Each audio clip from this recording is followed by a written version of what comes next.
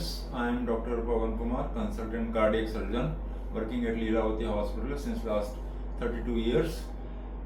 Today, as we discussed last time, we discussed the post-operative care after heart valve surgery. Very important topic to discuss, and a lot of questions are asked how to take care of your heart valve, new heart valve.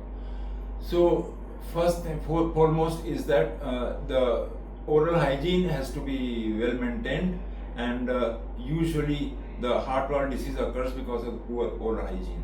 So oral hygiene is very important factor to maintain. You keep your oral hygiene in the best condition. Number two, if you develop any fever or any kind of disease, it is better to consult your doctor immediately and take the higher level of antibiotics. Because tissue valve, if you develop a fever which is viral in nature or bacterial in nature, both of them they attack the tissue heart valve, and usually they destroy this tissue heart valve. So you have to be very careful. If you develop a fever or any infection in your body, must take antibiotics.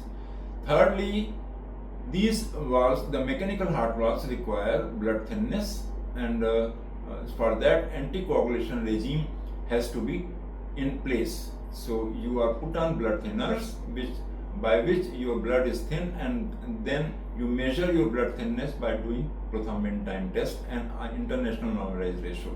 Your doctor will be guiding you about the blood thinness. Normally blood thinness should be twice the normal person's blood thinness. So that your doctor will decide and adjust the dosages of drugs. Thirdly, usually if you are on any other medications, be sure that these medications are not reacting with the blood anticoagulation medications.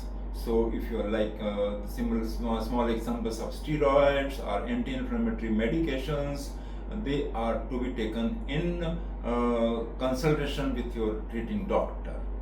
Thirdly, if you develop any kind of disease, or if you want to undergo any kind of surgery, make sure that your surgeon or your doctor knows about it and manages your anticoagulation regime according to suiting to that surgery in the near future if you want to undergo any kind of surgery.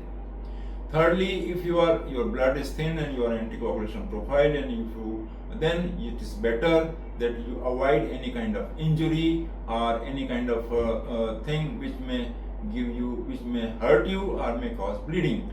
So, but you don't be scared of it. Your blood will definitely stop and your blood will clot. But just press that area where you have developed a bleeding. So in case if there is excessive bleeding, then usually we order fresh frozen plasma. You go to a hospital, a plasma will be given to you, so that will bring down your blood thinness and maintain the normal blood clotting factors. Thirdly, it is better always to avoid any kind of injury or bleeding proposition in your day-to-day life. It is also important that you try to avoid these common ailments like malaria, dengue, where platelet counts go down drastically and then you may develop a bleeding problem. It is always better that you always get your body checked up for any kind of bleeding problems like piles or gastric ulcer or any other place where you can develop infection, and treat them before they cause any complications to you. These are some small points of post-operative care, especially if you have a mechanical heart valve prosthesis.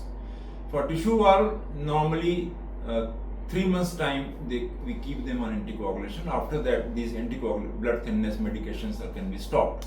But you must make sure that you do not develop any infections, especially viral infection, pneumonias.